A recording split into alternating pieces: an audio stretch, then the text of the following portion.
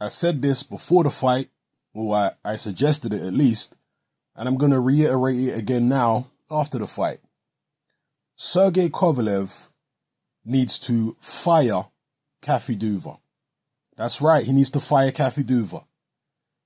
I'm not saying he needs to do it out of any maliciousness. I'm not necessarily saying that Duva has ripped him off or shortchanged him in any way. But what I am saying is there are promoters out there who could have got Sergey Kovalev as a world champion a lot more money, in my opinion.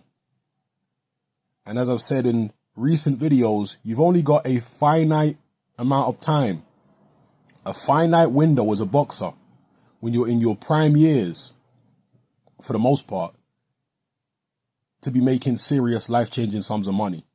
So you want to maximize your earnings during that time. Duva is not the person to be maximizing the earnings of Sergey Kovalev, in my view. Other promoters, bigger promoters, could have done a much better job. That's my personal opinion. Kovalev needs to get rid of Duva. He may even need to get rid of his manager, Klimas, because Klimas is the one who recommended that Kovalev sign with Duva and have had this relationship ongoing with Duva. Klimas, as Kovalev's manager, could have said, look, we need to break away from Caffey. We need to go to a promoter who's going to get us more money. Now, there's a lot of ill-informed and ignorant people who are acting as though Andre Ward is to blame for Sergey Kovalev not getting the kind of money that he was getting. Andre Ward was paid over twice the amount that Sergey Kovalev was paid in the first fight. And in this rematch, it's likely to be even more than that. Andre Ward, I mean, we don't know what the pay-per-view figures are going to be yet, but Andre Ward is likely to have made 5-6 times more than Sergey Kovalev for this rematch. Whose fault is that? Is that Andre Ward's fault? Absolutely not. It is Duva and Sergey Kovalev's manager's fault. They're to blame for this situation. Why?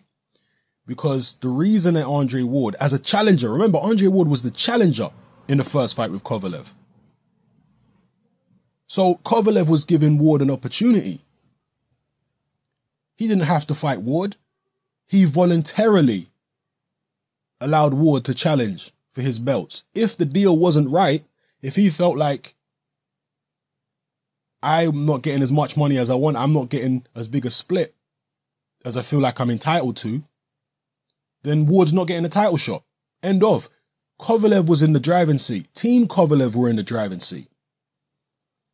So you've got a team that's in the driving seat, unified champion, getting paid or settling in a contract for less than half of what Andre Ward got paid.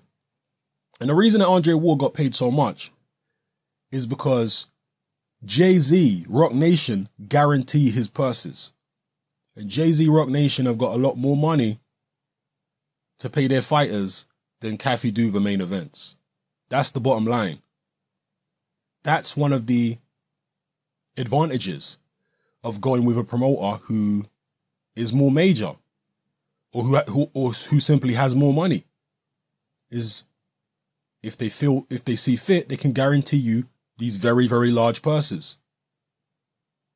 So it's not necessarily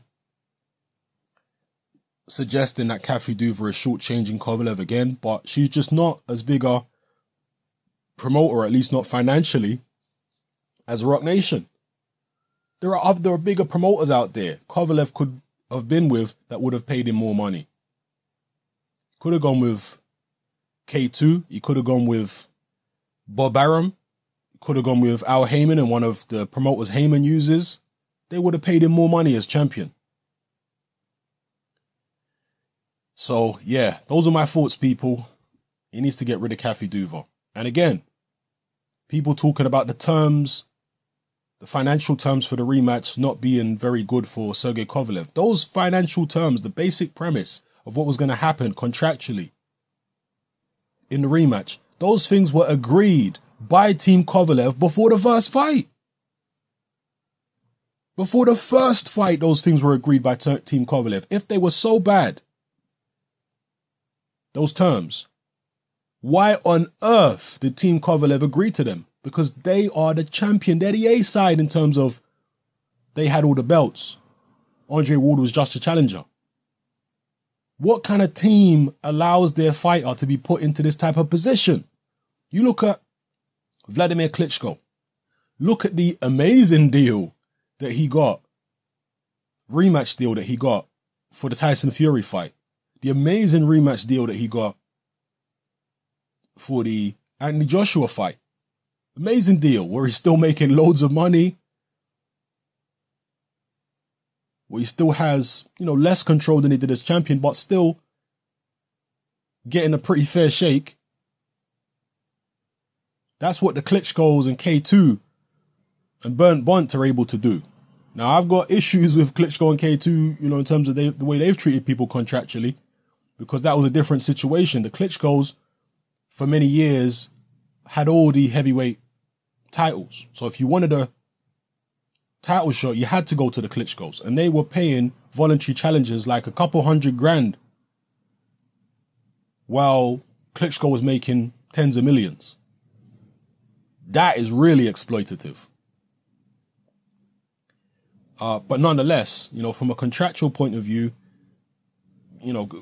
just to touch on that again, so during those years, the only way you could get a title shot is going to Klitschko and getting ripped off and getting put into a situation where you're going to have to fight both Klitschko's. You're going to have to fight 3 Klitschko fights in order to get out of the Klitschko situation. It was a slave contract. And on top of that, you got all the shenanigans, the spongy canvas and all this kind of stuff. If you wanted a title shot, that's what you had to do. You had to go and sign one of those contracts. With Kovalev and Ward, different situation. With Kovalev and Ward, Kovalev was the champion. He already had the belts. He didn't have to give Ward a shot. So if the terms of the contract were so bad, don't give Ward a shot. Simple. You understand what I'm saying? But anyway, K2 ensure the best possible deal for their fighters. Just the situation I've explained with the Klitschko, Joshua, Klitschko, Fury fights proves that. They get the best deal for their fighters. They're not going to sign a contract if in the rematch, if Klitschko's to lose in the rematch, he's not going to get any guaranteed purse. He's only going to get a percentage of the pay-per-view. They ain't going to sign that contract. Well, Team Kovalev did sign that contract. So what does that say about them? Anyway, yeah, I think Kovalev, I don't know where he's going to be at mentally after getting stopped like that. Controversial stoppage, definitely, but he was wilting before that controversial stoppage. He was hurt before that controversial stoppage. Ward was getting to him. Kovalev wasn't able to land his big, clean power shots.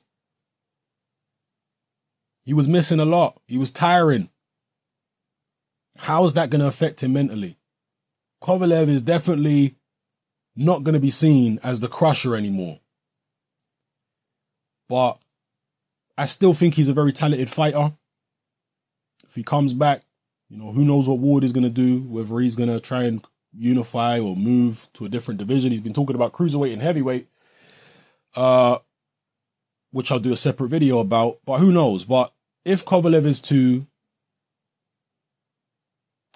continue, let's say, his prime years, if he's still got good wins left in him, then I think he needs to look elsewhere in terms of the team that he's with. Just my point of view. Drop your point of view in the comment section below. Let me know how you feel, people. It's happening. I'm out.